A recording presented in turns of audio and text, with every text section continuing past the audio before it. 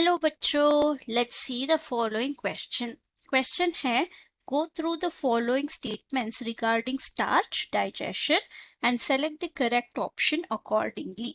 Statement 1 है digestion of starch starts from mouth.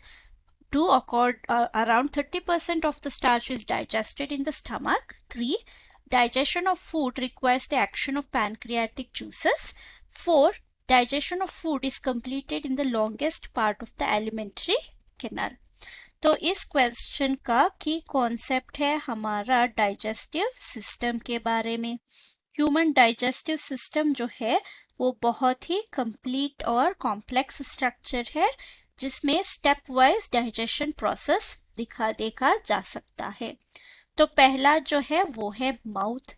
Mouth में main enzyme जो है वो सलाइवा के अंदर होता है जिसका नाम है सलाइवरी अमाइलेस।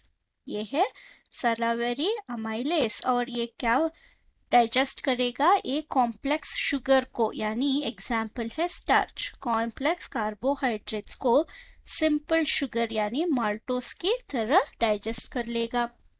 और ये है पहला फंक्शन। और दूसरा है यहाँ पे मैकेनिकल डाइजेशन जो है वो ज्यादा होता है, मैकेनिकल डाइजेशन। तो अगर हम कॉम्प्लेक्स फूड ले रहे हैं उसको मैकेनिकली टीथ जो है वो ग्राइंड करके सिंपल कंपाउंड्स में बदल देगा। और यहाँ से आगे जाके हमारा जो फूड है वो जाएगा सेकेंड डाइजेस्टिव ऑर्गन, वो है स्टमक, क्योंकि ईसोफेगस में डाइजेशन नहीं होगा। यहाँ पे मेन एंजाइम जो है वो है पेप्सिन, जो कन्वर्ट कर देगा हमारा कॉम्प्लेक्स प्रोटीन्स को पेप्टाइड्स में। तो इसके लिए जरूरत होती है पीएच ऑफ एसिडिक पीएच जो है बिलो 3। इसको फैसिलिटेट करता है हमारा कॉन्सेंट्रेटेड HCl जो पेराइटल सेल से सेक्रीट होता है, और कॉन्सेंट्रेटेड HCl से हमारा स्टमक को बचाता है म्यूकस। तो यह है मेन डाइजेशन पार्ट जहाँ पे मोर देन अप्रोक्सीमेटली 30% डाइजेशन यहाँ पे हो जाएगा।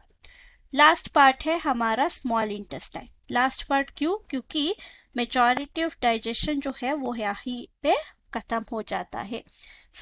इंटेस्टाइन लिखना था, इंटेस्टाइन। तो यहाँ पे क्या होगा, ये साइट है ऑफ कंप्लीट डाइजेशन, क्योंकि यहाँ पे तीनों बायोमोलिक्यूल्स जो है वो कंप्लीट डाइजेशन अंडरगो होंगे। तो इसको सेक्रीशंस आते हैं फ्रॉम 2 मेन ऑर्गन्स, वो है लिवर और दूसरा है पैनक्रियास। ये दोनों क्या करेंगे, अपना अपना सेक्रीशंस स्मॉल इंटेस्टाइन को दे देंगे। तो अगर लिवर में देखा जाए यहाँ पे बाइल जूसेस होते हैं जिसमें बाइल सॉल्ट होता है जो बहुत ही इंपॉर्टेंट होता है for emulsifying fat. Emulsification of fats भी हम बोल सकते हैं, एमल्सिफाई फैट्स एंड लिपिड्स। तो यहाँ पे पैनक्रियास जो है वो पैनक्रियाटिक जूस प्रोड्यूस करता है, पैनक्रियाटिक जूस, जिसमें मेनली बहुत सारा एंजाइम्स होते हैं। मेन 3 एंजाइम्स जो है वो है ट्रिप्सिन जो है डाइजेशन ऑफ प्रोटीन में हेल्प करता है, कंप्लीट डाइजेशन ऑफ प्रोटीन।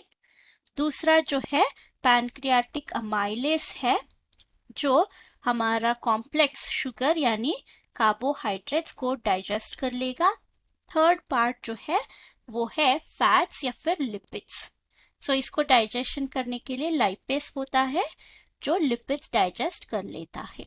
तो ये था हमारा डाइजेशन के बारे में।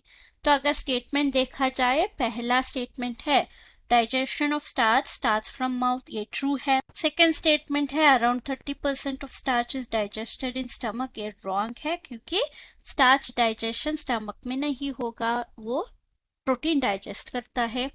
3 है digestion of food requires action of pancreatic juices, ये ट्रू है, क्योंकि pancreas amylase complete digest of carbohydrates करता है। 4th है digestion of food is completed in the longest part of alimentary canal, ये भी ट्रू है, क्योंकि वो है हमारा स्मॉल इंटेस्टाइन जो लॉन्गेस्ट पार्ट होता है। तो हमारा आंसर क्या होगा, 2 है फॉल्स, 1, 3 एंड 4 आर ट्रू। तो आंसर है option B. Hope you have understood the concept. Thank you and all the best.